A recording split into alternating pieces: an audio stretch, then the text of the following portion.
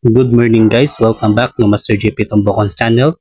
And for today's video ay pupunta tayo ngayon sa Escapo Verde. Ang Escapo Verde pala guys ay isang restaurant. Pero bago ka makarating sa kanyang restaurant ay meron ka pang dadaanan na mataas na tulay na puro kawayan lang siya. Nagandahan pala ako sa kanyang tulay kasi nga yun puro kawayan lang siya. Hindi siya katulad ng ibang tulay na kahoy o simentado or bakal ba siya. Nung pagpunta ko kanina ay na-amaze ako sa kanyang tulay. So yan, bali papasok pa pala ako dyan, wala pa ako dun sa tulay. Palakad pa ako papunta ng tulay ng Escapo Verde. So yan, hindi pa ako nakarating. So marami palang damo rin dyan, mga puno. Yan, yan may bahay pa nga. Hindi ko alam kung kaninong bahay yan. At maraming puno. Yan. Yan, maraming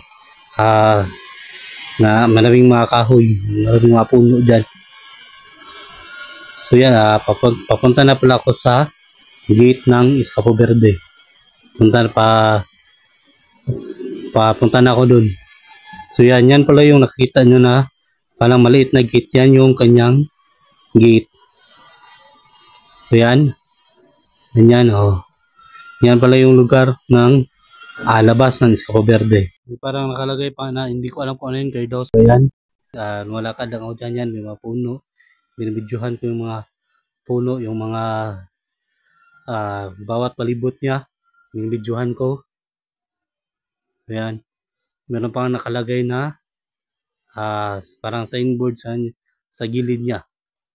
Pero sirado nung pagdating ko. Sirado siya. So, sinirado pala nila yung daanan pero lumusot lang ako. So, close sila hanggang October 22 hanggang 25. Lang palang pumasok sa tulay nila pero hindi ka makakapasok sa restaurant na kasi nga close. Yan, may nakapaskil pa nga. Sorry, we were close. Yung nakalagay dyan. Diba? Close pala nila nung October 22 hanggang bukas, October 25. So, sa October 26 ay bukas na yan. So yan, yan, binibidyohan ko pa pala yung mga damo. Doon ako sa gilid pala dumaan dyan. Bali, bumaba pala ako dyan dun sa ibaba. Tinignan ko yung lugar sa baba niya kasi nga low tide siya. Wala siyang tubig. So yan, pababa ako dyan. Meron naman kasing daanan para makababa ka. So makikita nyo dyan may mga tubig na konti kasi low tide. Mababaw lang yung tubig.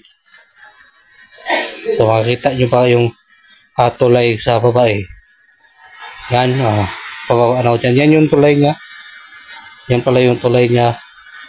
So bumaba muna ako sa ibaba niya. So maliit lang pala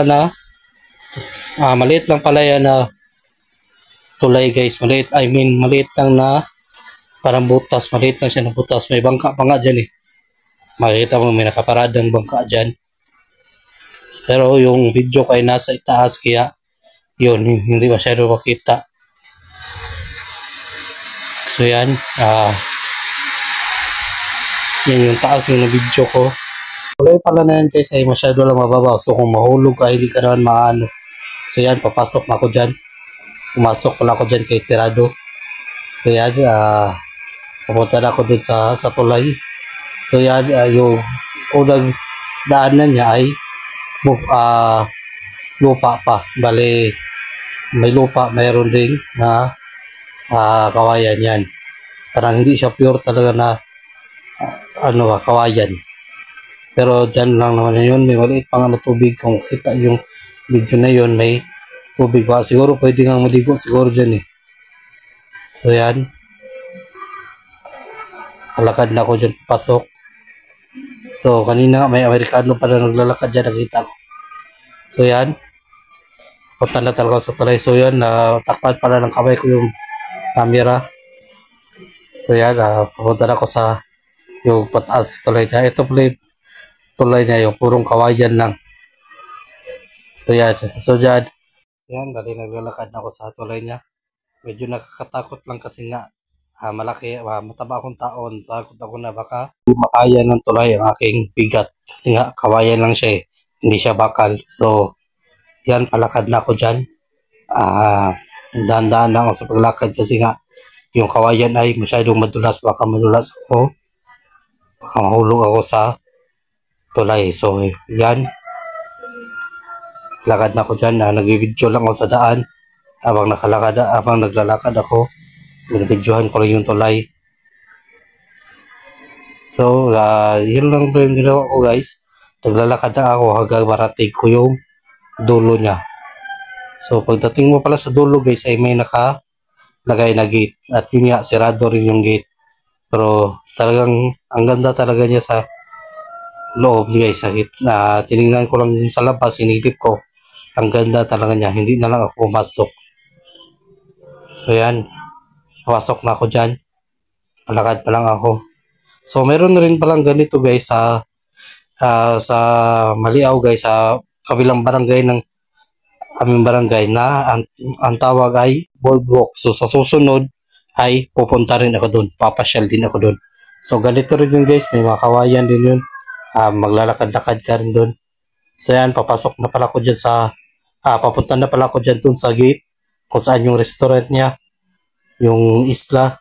So yan, parang isla pala yan dyan guys, para lang siyang isla tingnan, pero wala naman siya, hindi naman siguro yan walang lupa, bali parang purong kahoy talaga yung parang kahoy lang siya. Kasi nga makikita yan doon, kung nakita niyo yung video ko sa Akasya, makikita lang yan doon sa Akasya. So makikita mo lang yan kung pagpupunta kayo ng Akasya, makikita niyo yung restaurant na yan. So yan, papalapit na pala ako sa gate ng boardwalk guys. So yan, papalit na ako, bibidyohan ko lang siya. So yan, kung makikita nyo dyan, yung kanyang gate rin ay kawayan lang talaga. So talagang makaluma talaga yung style ng ng lugar na ito. Makaluma yung ginamit nila. So yan, lalabas ako, papalabas ako kasi nga sirado naman tsaka wala naman akong plano na pumasok. Kaya yan, nalabas na rin ako kasi nga baka masita pa tayo kasi hindi ako nagpaalam na papasok ako dito doon mismo sa may-ari ng lugar. So nagtanong lang ako, sabi nila pwede lang naman pumasok kahit nakasirado, pero hindi ka makakapasok sa kanilang restaurant. So yan, papalik na ako dyan, palabas na ako ng tulay nila. So kung mapapansin nyo guys, minsan iba yung pagbibigkas ko ng tulay.